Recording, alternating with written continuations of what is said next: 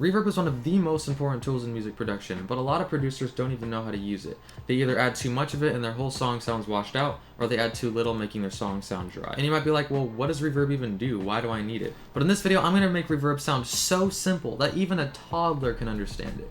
Well, maybe not a toddler, but you get the point. And I'm literally going to walk you through different rooms in my house and show you how those knobs come to life in the real world. I'm literally going to take you through my living room, the bathroom, and even my sister's closet. Let's get right into it.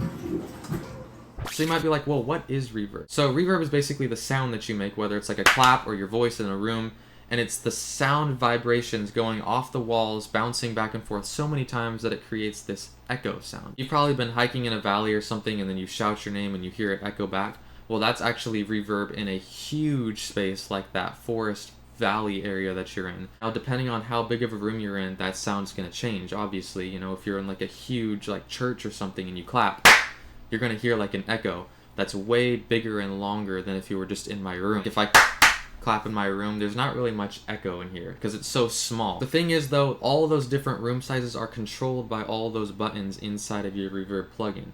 And so let's get right into what those buttons do. Okay, so let's hop in FL Studio right here, and I'm going to be using Fruity Reverb 2, but you can really use whatever type of plugin you want.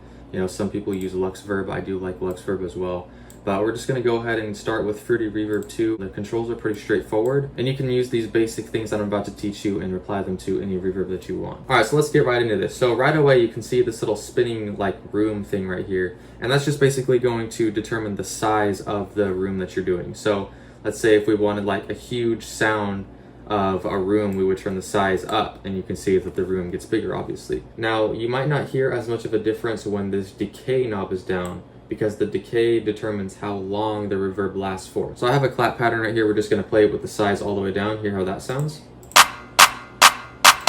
So it kind of sounds like you're in like a small like bathroom or something. So let's go see how that sounds in real life. Alright, so here I am in the bathroom.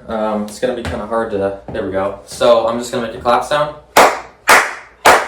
Now you don't really probably hear like a huge long echo because we're in such a small room. The sound doesn't have that much to bounce off of in like a big space, so it stays like that condensed small type of sound.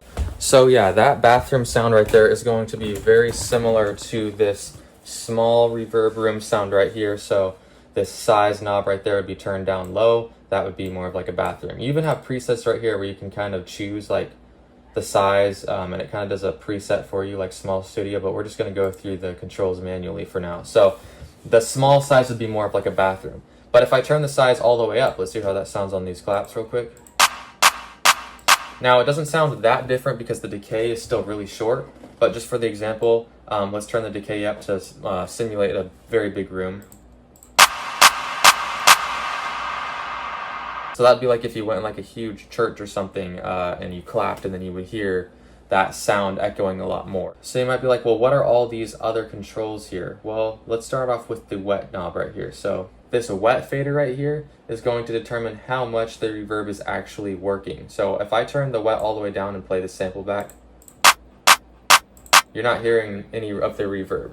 But if I turn it all the way up, you're hearing the max amount of reverb possible. So let's play that back. And so same thing with this dry knob here, it's just the opposite. So the dry knob is basically taking out all of the original sound coming in. So this is what it sounds like with no original dry sound coming in. So with these simple controls right here, the size and the decay alone, you can get some massive results, okay? It's not that hard, you know, you don't have to always look at all these different knobs right here, which we will get into some of these later, but those are like the main controls. You do have other options right here like low cut, which just takes out like the bass frequencies of the reverb. If you want to only hear the high end or whatever, this can be useful in, you know, clearing up some of the unnecessary muddy frequencies down in the lower frequency spectrum, that type of thing. High cut, same thing, just opposite. If I turn this all the way up, it sounds more bright. So let's play that back.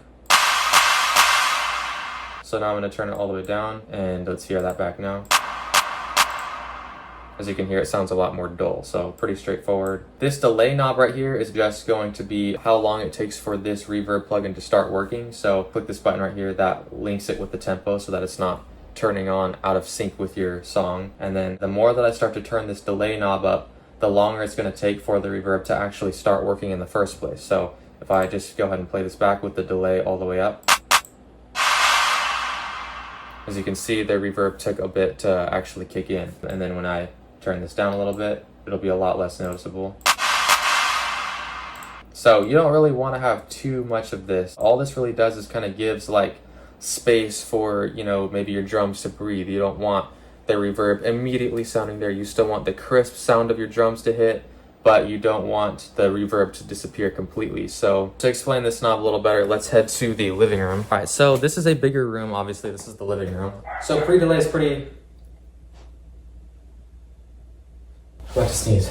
So pre-delay is pretty straightforward. It's kind of like logical, you know. Obviously, this is a bigger room. It's gonna have to go all the way across there to that wall and to this wall, and it's just gonna take longer. You know, if you were to play that back and slow it down, there would be a little bit of space where there's no reverb, like the second after I clap, because it still takes time to reach the walls, that, you know, and get back and do all of its echoey stuff. So that's what pre-delay does. When you do a larger pre-delay, that's just basically making the walls further apart, so it takes more time for the reverb to actually even work to begin with.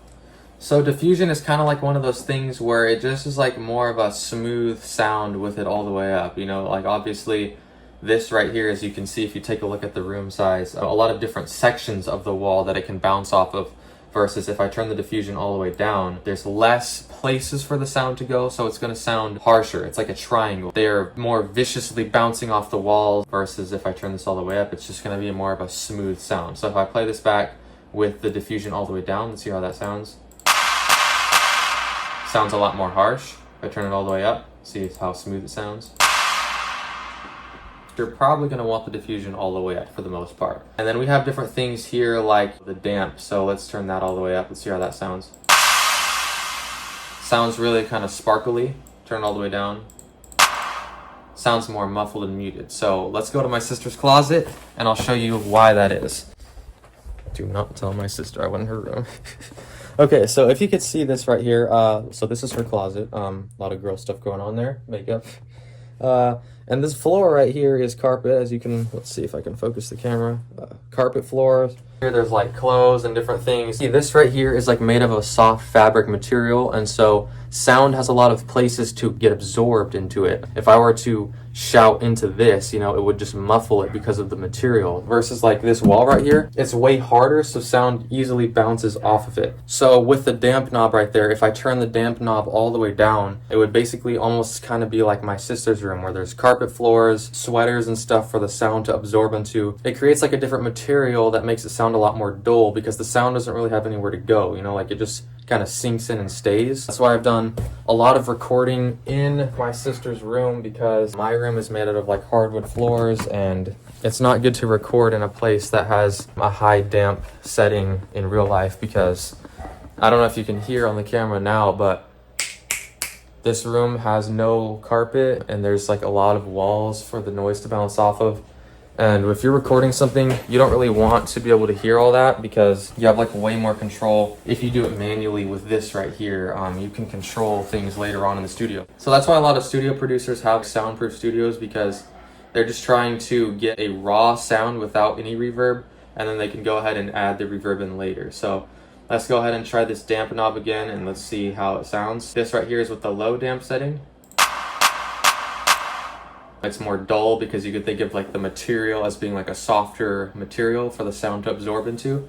And if I turn the damp up, that would be like in a concrete room or something where the sound can easily bounce off of. Sounds a lot more bright. All right, so let's do a quick recap of what these knobs do. These are going to be the basic knobs that you're going to be using most of the time. You don't really need to know all these other settings just yet. As long as you get really familiar with these basic controls, then you'll be okay for now. So let's just go over this one more time. Size right here, that chooses how big the size of the room is. You have the decay, how long it lasts for. The wet is how much of this reverb plugin you're using. Dry is how much of the dry sound is coming in or out. Low cut just takes out some of the bass frequencies as you turn it up. High cut makes it sound brighter or more dull. And then you have the damp right here, which, you know, controls like the material of the room. And really listen intentionally when you listen to music. Like, okay, do these drums have a lot of reverb? Is there any pre-delay I can hear? Those piano chords that I'm hearing in the background, are they more in the middle with a medium amount of reverb, or are they way in the back with tons of reverb? Just start to listen how music sounds in the real world, professional sounding music, and that'll help you to train your ears. So yeah, hope that helped, and I'll see you in the next video. So to my knowledge, it is impossible to get fake reverb through regular tools, but we're gonna do the next best thing. I'm gonna try to capture the reverb of the toilet flushing through this hose.